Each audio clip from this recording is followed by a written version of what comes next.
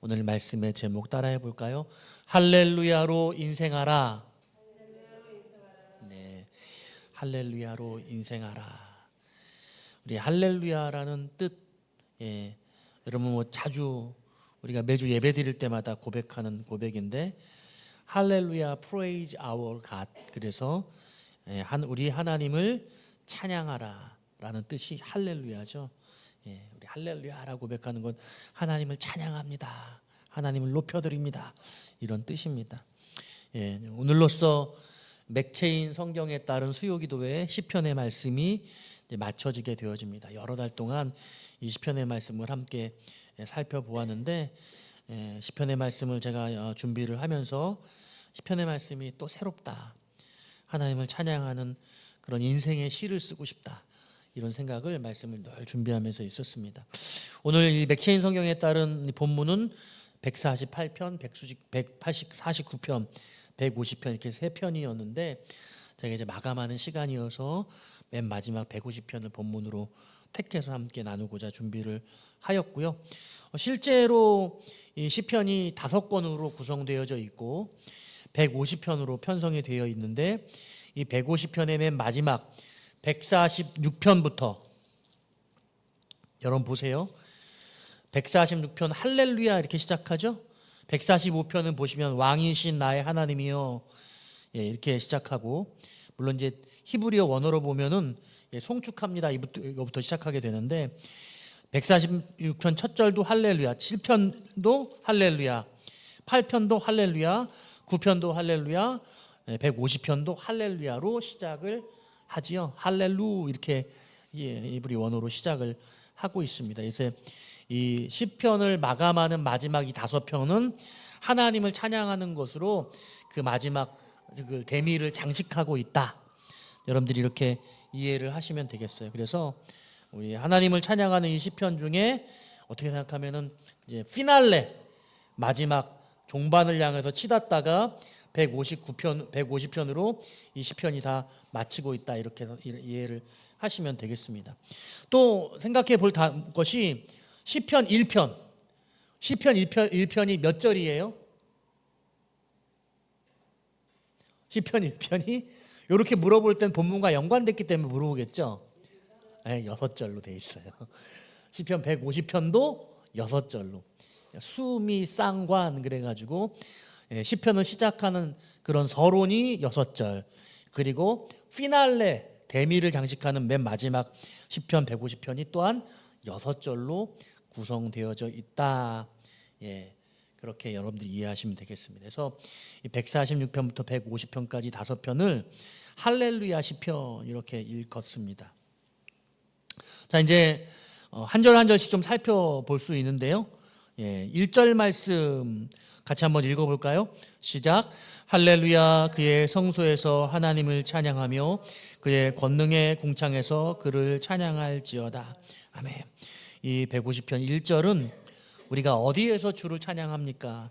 찬양의 장소에 대해서 이야기하고 있다라고 말할 수 있습니다. 그래서 오늘 시인은 하나님을 찬양해야 하는 장소는 1절의 말씀이니까 그의 성소에서 하나님을 찬양하고, 또 그의 권능의 궁창에서 하나님을 찬양한다. 성소와 궁창, 그러니까 여러분 가장 작은 공간, 가장 함축하는 공간이 우리가 예배하는 예배당이죠. 그런가 하면 가장 넓은 공간은 우주죠. 우주. 하나님을 찬양하는 최소한의 공간과 하나님을 찬양하는 최대치의 공간을 다 담고 있어요. 그래서 성소에서 하나님을 찬양하고, 온 우주와 열방에서 하나님이 지으신 모든 공간에서 하나님을 찬양한다, 이렇게 이야기를 하면 좋을 것 같습니다. 이 궁창이라는 단어는 창세기에 나오고 있죠. 궁창 위와 궁창 아래 이렇게 다 둘로 나누었다. 우주적 개념이라고 보시면 돼요. 그래서 그러니까 이 하나님을 어디서 찬양할 것인가 할 때 우리가 예배당에 와서 가장 은밀한 곳에서 하나님 앞에 예배하며 찬양하지만, 또한 우리의 모든 삶의 공간에서 하나님을 찬양해야 할 것임을 말씀하고 있는 것이죠. 예. 그 어저께 그저께죠. 월요일 날 그 노예 그에서 그 송년회를 한다고 모이라고 그래서 어떤 단체에서 오라고 그래서 가서 왔더니 점심 식사하고 카페를 권사님이 운영하시는 카페 노래방이 있어서 노래를 하나씩 하라고 그러는데 저를 또 시켜서 제가 노래를 하나 했네요. 오랜만에. 제가 찬양을 했을까요? 가요를 했을까요?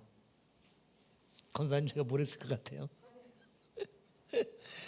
제가 회개했어요. 2020편을 보면서 그 바람의 노래 조용필 씨 다들 앞에서 가요를 부르시더라고요. 목사님들은 맨날 찬양하니까 이럴 때 가요 불러야 된다 그래서 근데 제가 이 1절을 보는 순간 마음속에 부끄럽다 이런 생각을 했습니다. 사실은 뭐 가요를 부를 일이 없죠. 저는 늘 가요를 듣기는 해요. 저쪽에 데이케어 센터에서 아침 저녁으로 트로트를 부르니까 걱정이에요. 나이 늙어서 데이케어 센터 다니는데 찬송 안 부르고 가요 부를까 봐. 그래서 기독교 데이케어 센터를 만들어야 되는 것인가 뭐 그런 생각도 했어요. 그러니까 뭐 그런 거죠. 우리가 삶의 모든 공간 속에서 하나님을 찬양하고, 그리고 이것이 단지 노래만은 또 아닐 거예요. 노래만은 아닐 텐데 우리의 그냥 일거수일투족 은연중에라도 또 우리가 정신을 잃어버린 상태에서라도 이 찬양이 우리가 늘 읊조려질 수 있으면 참 좋겠다. 그런 마음을 가지면서 좀 부끄럽다 하나님 앞에 그런 생각을 문득 했습니다.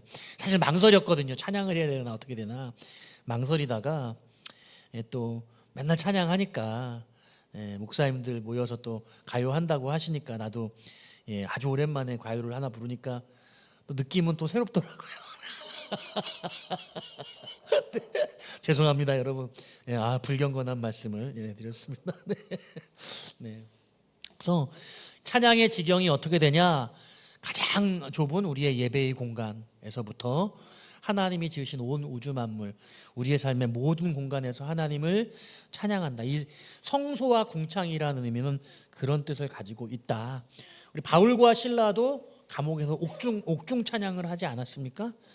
우리가 이 옥중 찬양을 한 바울과 실라를 생각할 때 우리가 삶의 고백이 우리가 늘 찬양이 되면 좋겠다, 이런 말씀을 드립니다. 자, 2절 말씀 읽어보겠습니다. 시작. 그의 능하신 행동을 찬양하며 그의 지극히 위대하심을 따라 찬양할지어다. 아멘. 자, 이 2절의 말씀은 우리가 찬양을 왜 해야 하느냐, 찬양에 대한 이유라고 이제 굳이 붙여볼 수 있을 것 같아요. 그래서 그의 능하신 행동을 찬양하고 전능하신 그의 일하심을 찬양하고 그리고 그 지극히 위대하심을 따라 찬양한다. 이렇게 고백하고 있습니다.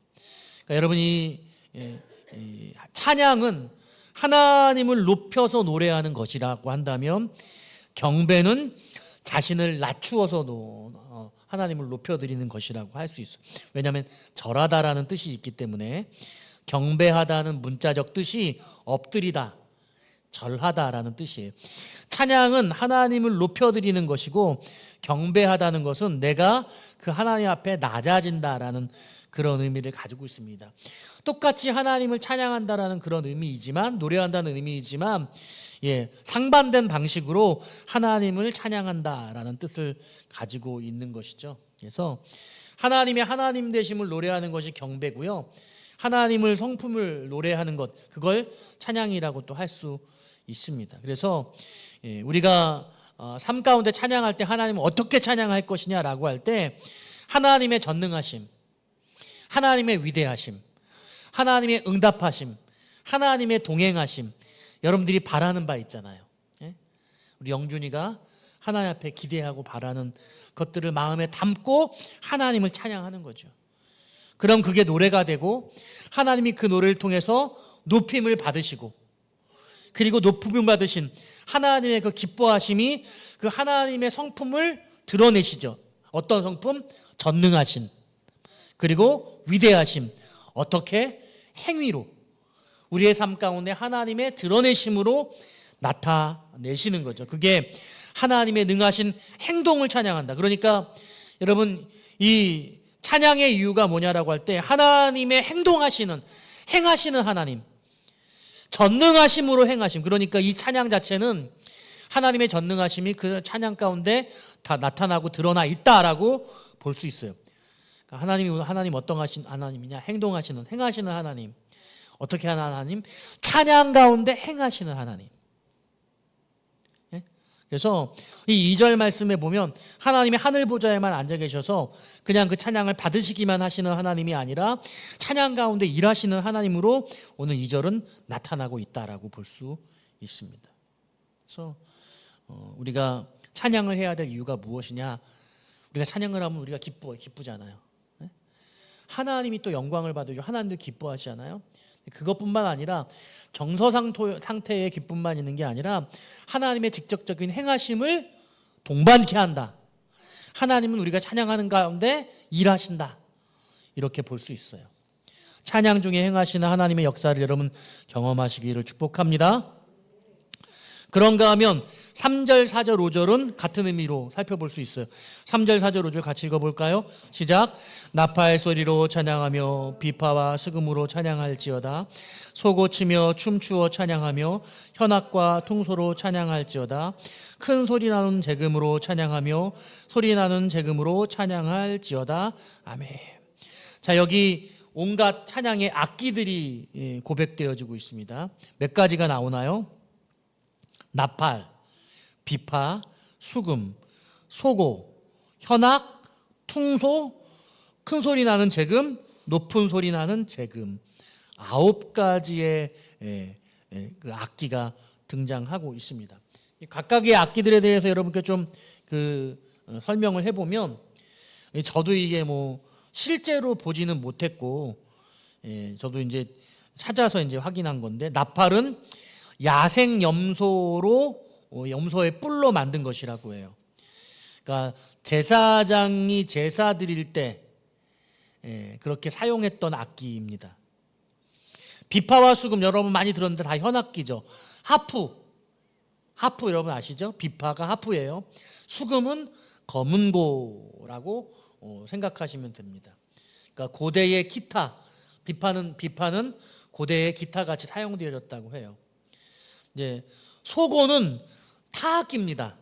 그러니까 우리로 치면 드럼이라고 생각할 수 있는데 서민들이 축제 때나 절기 때 환호성을 지를 때 주로 사용했어요. 작은 북 같은 것이죠. 이 현악은 현악기의 총체라고 이제 볼 수 있어요. 그래서 퉁소 또는 플룻 이렇게 부는가 봐요. 이렇게 부는 건지 저도 잘 모르겠어요.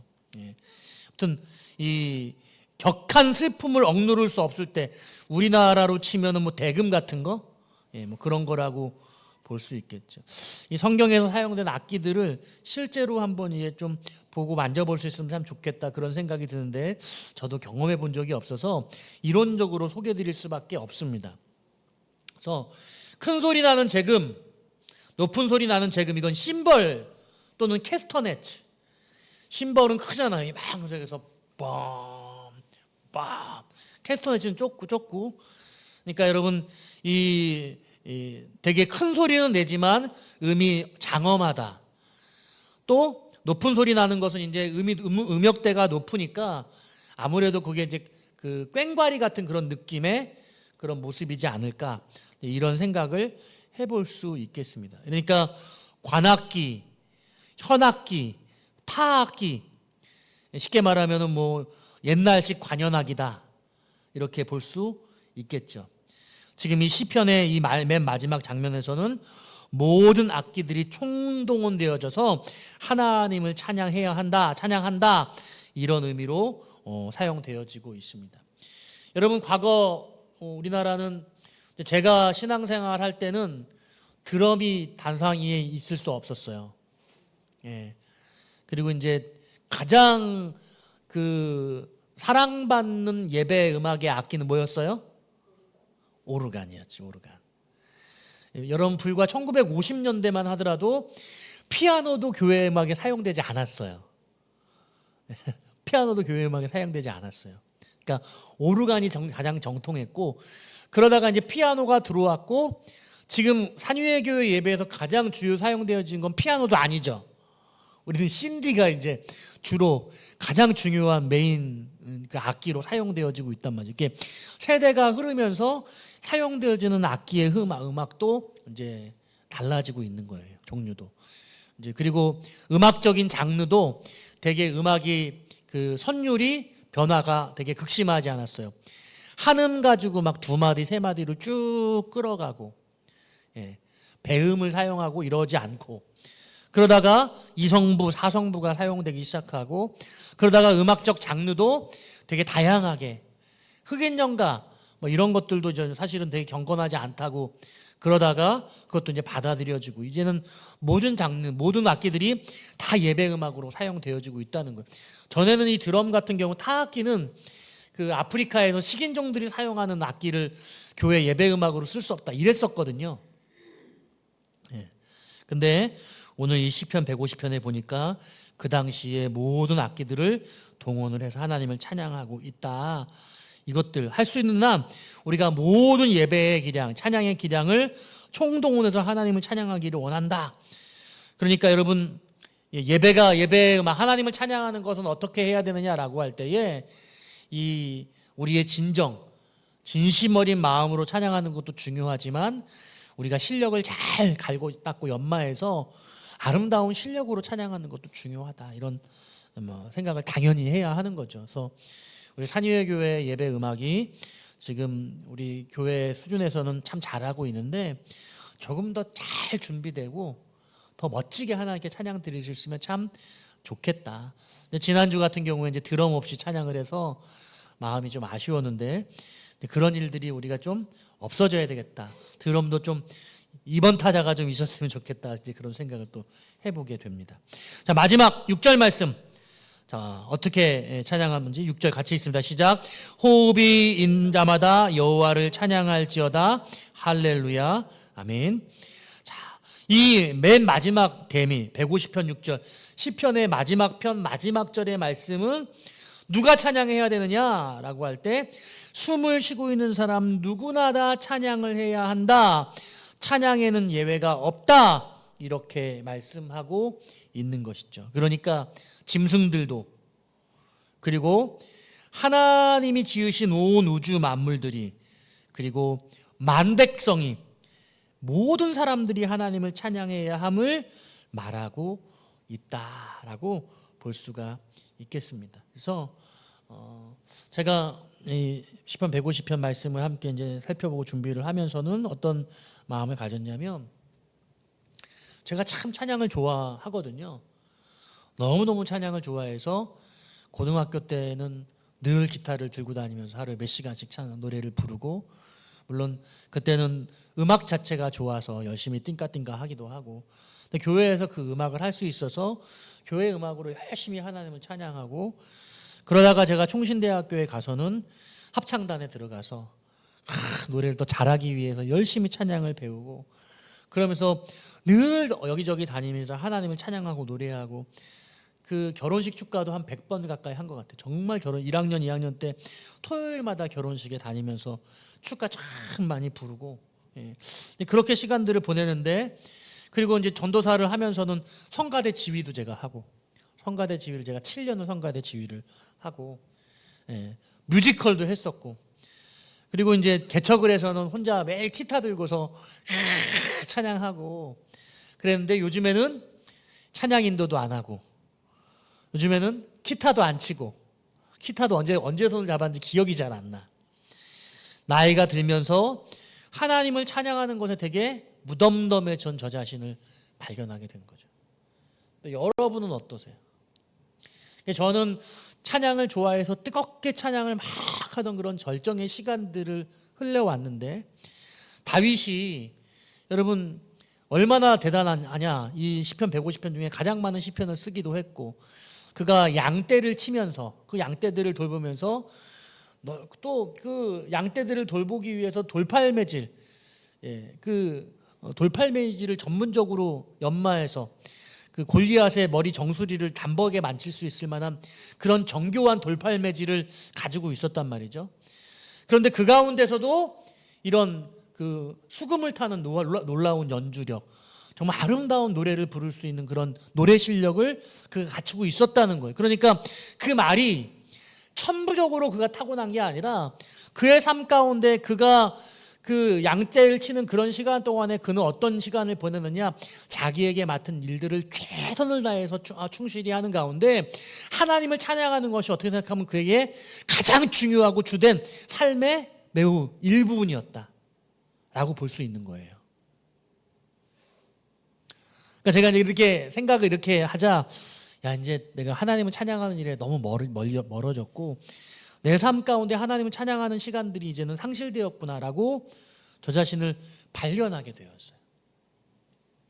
여러분들은 여러분들의 인생 가운데 찬양을 제일 많이 하던 시기가 언제예요?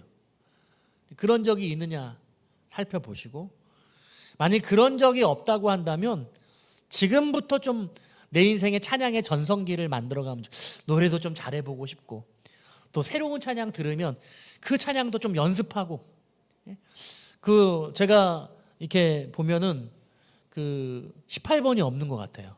저도 18번을 좀 만들어야 되겠어요. 18번이 뭐냐라고 할 때, 예를 들면은 뭐 시편 18편의 노래를 부른다라고 하면 그 노래, 여호와 우리 주여 온 땅에 주의 이름이 어찌 그리 아름다운지, 이런 노래를 부를 때 이 키를 내가 무슨 키로 불러야 내 음악적 그런 능력을 가장 탁월하게 잘 표현해낼 수 있는지, 그런, 나는 그 노래를 어느 코드에 불러야 제일 잘 부를 수 있어, 이 정도는 내가 연습해서 준비해가지고 있어야 되거든요.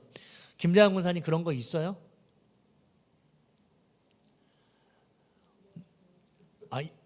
있어요? 있으면 저보다 훌륭한 거예요. 저는 그렇게 연습해 본 적 없어요. 근데 이제 그렇게 연습을 좀 해야겠다는 생각이 얼마 전부터 들었거든요. 왜냐하면 따라 부르다 보면 너무 키가 높으면 그 키 가서는 성량을 오버하니까 그 노래가 이상해지는 거죠. 그러면 내가 부를 수 있는 최대치, 가장 높은 그 음역대의 음은 어느 음이고 가장 낮은 음역대의 음은 어느 음이어서, 내가 이 노래를 가장 잘 소화하려면 지금 이 원 노래 싱어가 불렀던 것보다 한 키나 두 키를 낮추는 게 좋은지, 한 키나 두 키를 올리는 게 좋은지, 이 정도 연마해가지고 어디 가서 노래할 상황이 되면 그걸 멋지게 딱 불러주는, 그 정도는 돼야 이게 뭔가 내가 그래도 준비된 사람이라고 할 수 있단 말이죠. 골리앗이 물맷돌을 던지는데 한 번도 연습하지 않았는데 그게 됐을 리 없어요. 다윗은 그 골리앗을 물러뜨리기 위해서 수많은 돌팔매질 연습을 했던 거죠. 그 양떼들을 지키기 위해서 아마 돌멩이 이렇게 갖다 놓고 깡통 같은 거 갖다 놓고 돌려가지고 딱 맞춰서 연습하는 걸 엄청나게 했을 거란 말이죠. 영준이도 훌륭한 슈터가 되기 위해서는 손흥민처럼 오른발 왼발 가마차기를 해가지고 저쪽 끝에, 그리고 그때마다 경기 때마다 내가 실수한 것들을 보완하기 위해서 그 한 번의 경기에 슈팅 찬스가 몇 번 안 나오잖아요. 한 번 나오는 슈팅 찬스에서 그 슛을 딱 넣도록 하기 위해서 정교해져야 되는 거거든. 그러니까 이게 호흡 있는 자마다 여호와를 찬양한다는 이 말씀 속에 내가 하나님을 언제 그렇게 열심히 찬양을 했었던가, 나는 지금 찬양을 하면서 삶을 살아가고 있는가, 내 삶 가운데 내 하루의 일과 중에서 하나님을 얼마나 찬양하나, 거의 저는 예배하는 시간 말고 찬양 준비하는 시간 말고는 없는 것 같아. 완전히 부끄럽다는 생각을 했어요. 심지어는 막 설교를 준비를 하고 이 설교에 가장 좋은 찬양을 찾을 때 막 2시간도 찾아요. 찬양이 적당한 옷이 안 나와서 찾거든요. 그리고 이 찬양이 너무 좋아서 이 찬양을 불러야겠다고 결정을 하는데, 와서 설교를 하고 나서 이게 부를 때 연습을 해보지 않아가지고 제가 잘 못 부를 때가 있어. 내가 이걸 많이 들은 거하고 이걸 부르는 거하고 다르구나, 이런 생각을 하면서 내가 준비가 너무 안 됐다, 이런 생각을 설교하고 나서 찬양을 할 때 혹간할 때가 있어요. 내가 이 노래를 더 많이 불러봤었어야 되는데. 여러분, 그러니까 오늘 이 말씀은 진리를 깨닫고 뭔가 새로운 진리의 지식을 아는 게 아니라, 이미 우리가 우리 삶 가운데 하나님을 찬양하는 우리의 삶이 어떠한가를 실전적으로 돌아보고 우리의 삶 가운데 호흡이 있는 자마다 여호와를 찬양하라는 이 시편의 이 맨 마지막, 이 시편이라는 것 자체가 하나님을 찬양하는 찬양시이고 하나님을 노래하는 것이기 때문에 우리의 삶 가운데 어떻게 하나님을 노래하는 삶을 살아갈 것인가 하는 그런 고백을 좀 더 실제적으로 고백적으로 돌아보고 해야 하는 것이죠. 그래서 오늘 말씀 제목이 뭐예요? 할렐루야로 인생하라. 우리의 삶의 전체의 모든 그 분야의 그 순간 속에서 하나님을 찬양하는 게 마치 간장이 요리에 배듯, 소금이 그 요리에 배듯이, 국물이 배듯이 우리의 삶에 다 배어지게 해야 한다. 저는 이 말씀을 이렇게 바라보는 것이죠. 그러니까 시편 1편은 어떻게 시작했어요? 시편 1편으로 한번 가볼까요?